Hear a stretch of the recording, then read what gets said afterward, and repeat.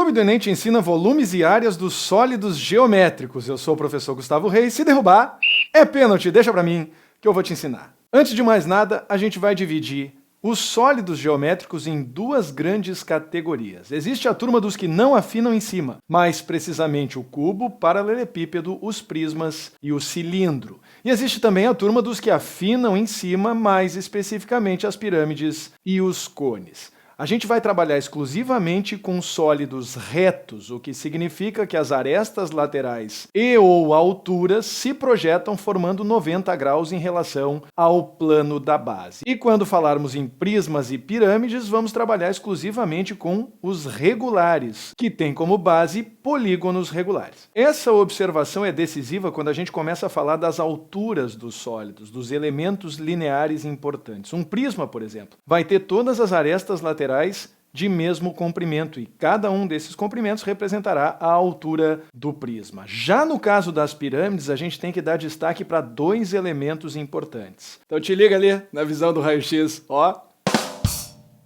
A altura da pirâmide é o segmento de reta que se projeta do vértice até o plano da base, de maneira perpendicular. O que a gente subentende por altura da face lateral é algo completamente diferente. As faces de uma pirâmide são triangulares, e se nós quisermos calcular a área de cada uma delas, nós vamos precisar usar base vezes altura sobre 2, que é a expressão que nós já discutimos aqui mesmo no Clube do Enem, na aula de áreas de figuras planas. Esse segmento, representado pela altura de uma face lateral, é também chamado de apótema da pirâmide. Então não esquece, existem duas alturas a saber no mundo das pirâmides: a altura dela própria e a altura da face lateral. São coisas diferentes. Quando a gente fala no cone, a gente tem três elementos para conhecer. O primeiro deles, a altura, que se projeta do vértice do cone perpendicularmente em relação ao plano da base. Em segundo lugar, o segmento de reta que conecta o vértice a um dos pontos da circunferência da base. Esse se chama geratriz. Em terceiro e último lugar, como na base nós temos um círculo, seu raio também será importante. Procura lembrar assim: altura de pé, geratriz atravessada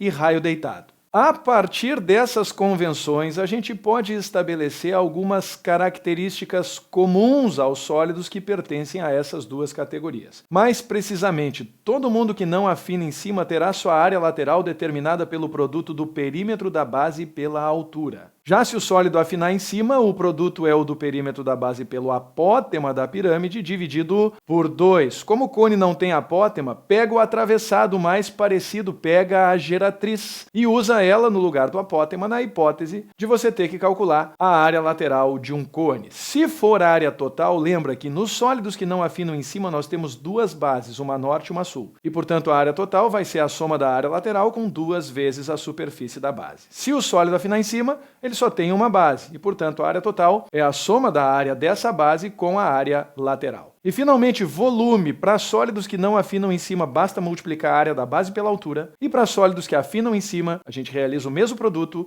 mas divide o resultado por 3. Falando dos sólidos especificamente, começando pelo cubo, todas as faces quadradas, todas as arestas medem A. A área da base não podia ser diferente, é a aresta elevada ao quadrado. Lateralmente, se nós girarmos em torno do cubo, nós temos 4 quadrados, e, portanto, a sua área lateral vai ser igual a 4A ao quadrado. No total, porém, são 6 as faces de um cubo, o que significa que a área total vai ser igual a 6A ao quadrado. Como o cubo pertence à turma dos sólidos que não afinam em cima, o seu volume será dado pelo produto da área da base A ao quadrado pela altura, que também mede A. E daí vem o famoso volume do cubo, o cubo da sua aresta. O paralelepípedo, no fundo, queria ser um cubo, mas nasceu com as arestas de medidas diferentes, A, B e C. Nesse caso, se nós quisermos calcular a área da base, nessa representação, nós multiplicaremos a aresta B pela aresta C. Da mesma forma, se nós quisermos a área lateral, nós temos 4 retângulos lateralmente que são idênticos 2 a 2. Observa que esse retângulo de dimensões A e B aparecerá 2 vezes no contorno do sólido, assim como o retângulo de dimensões A e C AC, esse retângulo anterior. Se nós levarmos em consideração que cada retângulo aparece duas vezes, nós teremos para a área lateral 2AB mais 2AC. Eu destaquei em vermelho essas caixinhas aqui, para que vocês observem que se eu eventualmente girar as atribuições de nome A, B e C que eu dei para cada uma das arestas, essas expressões vão mudar e, portanto, não é bom decorar, é bom pensar na hora. No total, porém, serão sempre as mesmas 6 faces idênticas, 2 a 2. Uma delas representada por AB, a outra por AC e a terceira por BC. Eu dobro cada uma delas na hora de determinar a superfície total. E, finalmente, o volume, como paralelepípedo é da turma de quem não afina em cima, o volume vai ser o produto da área da base BC pela altura A, ou seja, simplesmente o produto das medidas das 3 arestas ABC. Só para não dizer que eu não falei, a diagonal do paralelepípedo é dada pela raiz quadrada da soma dos quadrados das medidas das suas arestas. Partindo agora para os prismas, começando pelo quadrangular regular. Na base, um quadrado de lado A e, portanto, a área da base vai ser o quadrado da medida desse lado. A partir daí, é tudo igual para todos os prismas e para o cilindro. A área lateral vai ser perímetro da base vezes altura. A área total vai ser 2 bases mais a lateral. E o volume de quem não afina em cima, a área da base vezes altura. Te liga, é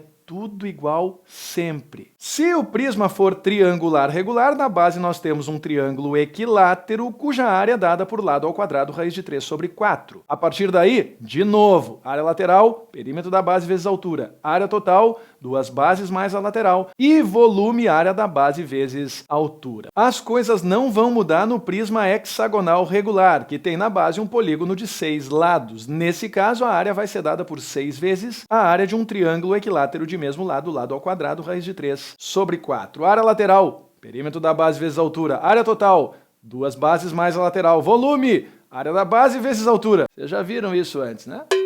E se for um cilindro, a grande jogada é que vocês podem tratar o cilindro como se fosse um prisma de base redonda. Ele tem uma altura que também pode ser chamada de geratriz, excepcionalmente nesse caso, e um círculo de raio R como base. A área da base, portanto, vai ser πr ao quadrado. A partir daí, área lateral, perímetro da base vezes altura, que no caso do cilindro vira 2πrg, se vocês preferirem, formulinha decorada. Área total, 2 bases mais a lateral. Volume, área da base vezes altura. Vocês vejam, é tudo igual para quem não afina em cima o tempo todo. E se formos falar de pirâmides, especificamente a pirâmide quadrangular regular na base um quadrado, cuja área é lado ao quadrado. De novo, área lateral, perímetro da base vezes o apótema da pirâmide dividido por 2. No total, uma base mais a área lateral e o volume de quem afina em cima, a área da base vezes altura sobre 3. Se a pirâmide for triangular regular, não tem problema. Na base nós temos um triângulo equilátero, cuja área é dada por lado ao quadrado raiz de 3 sobre 4. A partir daí, de novo, área lateral, perímetro da base vezes apótema sobre 2. Área total, uma lateral mais uma base. E volume, área da base vezes altura sobre 3. Repeteco no prisma hexagonal regular, à exceção da área da base, que como é um hexágono regular, vai ser dada por 6 ao quadrado raiz de 3 sobre 4. Área lateral, perímetro da base vezes apótema da pirâmide sobre 2. Área total, uma lateral mais uma base. Volume, área da base vezes altura sobre 3. E se for um cone, trate o cone como uma pirâmide de base redonda. Ele tem altura, geratriz e raio da base, os 3 elementos importantes que eu destaquei lá no início da aula para vocês. A área da base vai ser πr ao quadrado. A área lateral, tecnicamente, seria perímetro da base vezes apótema da pirâmide sobre 2. Como o cone não tem apótema, a gente usa o mais parecido, o atravessado, a geratriz, o que nos conduz à expressão πrg se nós expandirmos e simplificarmos a expressão anterior. A área total vai ser dada pela soma da lateral com a área da base e o volume vai ser a área da base vezes altura sobre 3. Para todos os efeitos, trate o cone como uma pirâmide de base redonda. Finalmente, a esfera, que não pertence a nenhuma das categorias anteriores, porque é bem complicado, se você parar para pensar, de determinar qual a parte de cima de uma esfera. Para uma esfera de raio R, nós teremos apenas 2 expressões para memorizar. A sua superfície total, que é dada pelo produto de 4π por r ao quadrado, e o seu volume, 4πr ao cubo sobre 3. Essa foi a aula de volumes e áreas dos sólidos geométricos do Clube do Enem. Seja sócio, clubedoenem.com.br. E aproveita para assinar o nosso canal, youtube.com/Clube do Enem. Por hoje era isso, um abraço, tchau!